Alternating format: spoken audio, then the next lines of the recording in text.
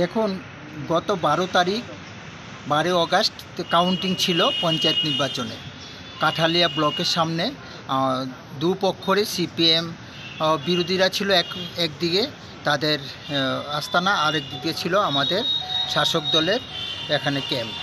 তখন ওরা ওখান থেকে ব্যারিকেড ভেঙে, টিএসআর পুলিশের ব্যারিকেড ভেঙে কাঠালিয়া ব্লক পের হয়ে আমাদের কর্মীরা কাছাকাছি এসে আমাদের কর্মীদের উপর আক্রমণ করে, আমাদের বিজেপি কর্মীদের উপর আক্রমণ করে।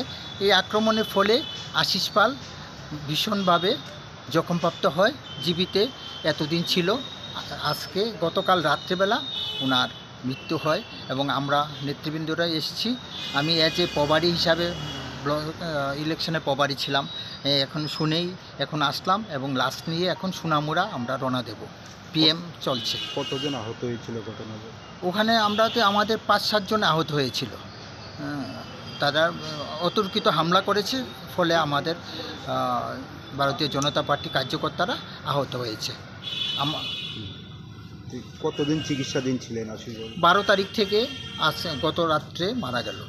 এই যে একটা একটা হত্যার ঘটনা, প্রায় হত্যার ঘটনা, সেই বিষয়টা নিয়ে ভারতীয় জনতা পার্টির তরফ থেকে আপনারা এসছেন, এখন কি চান আপনারা?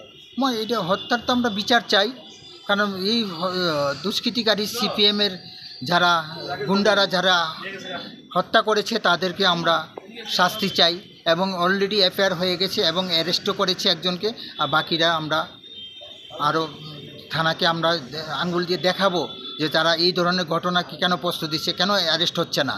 আজকে আমরা যাচ্ছি, সব লাশ নিয়ে যাচ্ছি, সোনামুড়াতে যাচ্ছি। সোনামুড়া হয়ে আমরা ওনার বাসভবনে গিয়ে আমরা শেষ দাফন টাফন করবো ওনাকে।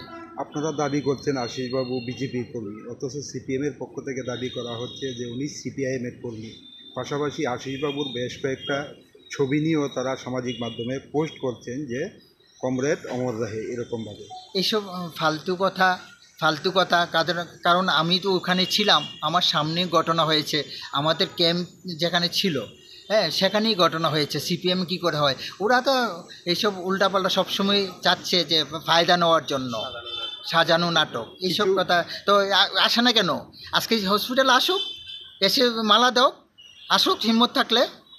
পাশাপাশি কিছু ছবিও আপলোড করছে সামাজিক মাধ্যমে।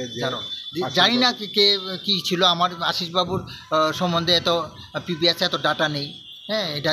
এটা আমি যাবো না, কারণ আমার সঙ্গে পঞ্চায়েত ইলেকশনে কাজ করেছে। এটা আমার কাছেও ফুটেজ আছে, ওনার আমার সঙ্গেও ফুটেজ আছে। তা আমি কি বলবো? এইসব হয়তো আমি আমরা এখন আমরা মৃত্যু হয়েছে, এটা খুবই আমরা আঘাত লেগেছে।